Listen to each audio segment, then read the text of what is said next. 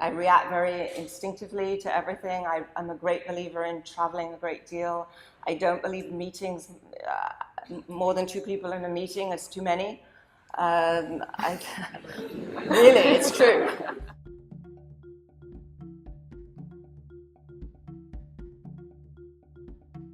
I think the more you go out, the more you see, the more you experience life, the more you bring back to your day job.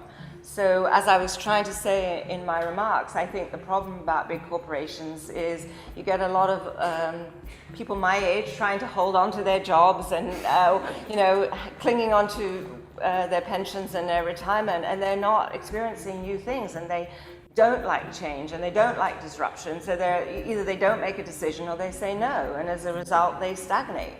So it's terribly important to bring people in from the outside and not to remain too insular, and also to hire as many young, bright people like all of you as you can, just to teach you how to think about things completely differently. What bores you? Mediocrity.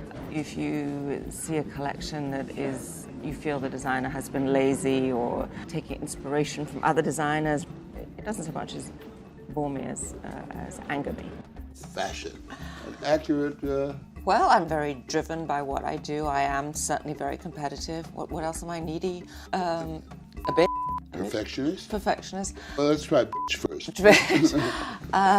Well, I hope I'm not. I try not to be, but I like people who represent the best of what they do, and if that turns you into perfectionist, then maybe I am. Clarity is one of the most important leadership qualities that one can have. I think it's really important to be very specific and very clear in what you expect, and then to delegate. People respond much better when they're in a more independent environment and you're not completely breathing down their neck all the time. The other thing I think is incredibly important is to hire divas like Andre Leontali, who will disagree with you and contradict you and not yes you all the time. And not to be scared of having people working with you that have different opinions.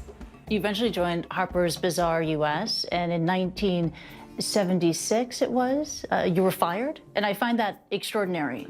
No, they were very clear in that they thought that I would never understand the American market. I remember I was the editor on one shoot that was, I think it was the French fashion shows, and I decided that it would be interesting to have dreadlocks on the models, and I think that pushed them further than they could bear. So that was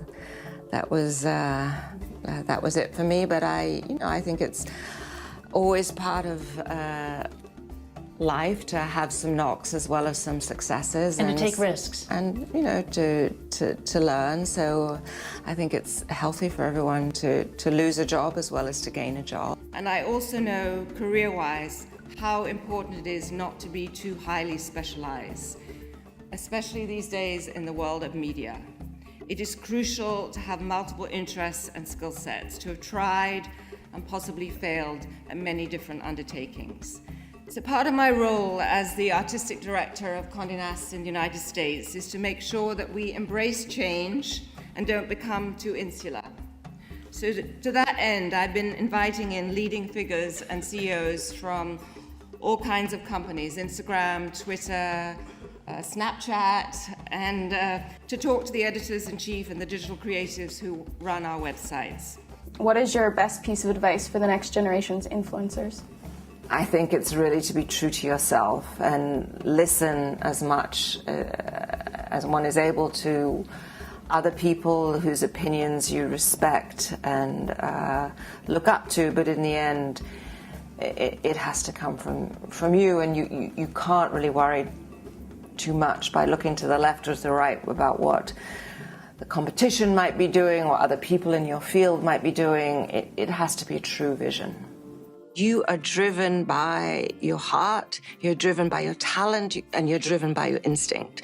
And if you start to question and look at what people are doing to the left of you or to the right of you, you are going to lose that clarity of thought.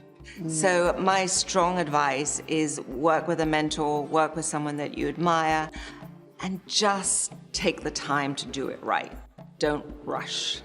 I was thrown into my career, frankly, with ignorance. I knew nothing. In your early going, you had to do it all. There weren't assistants back then. No You assistants. No assistants. You had to do everything. I was a market editor, I wrote copy, I was a designer, I went on shoots, I did the hair, I did the makeup, tried to make sure everything was created in a very strict budget because we certainly had no money. I was sent to Morocco once with £5 in my pocket and told to find someone who would put us all up. I mean, it was those kind of days. It was very different.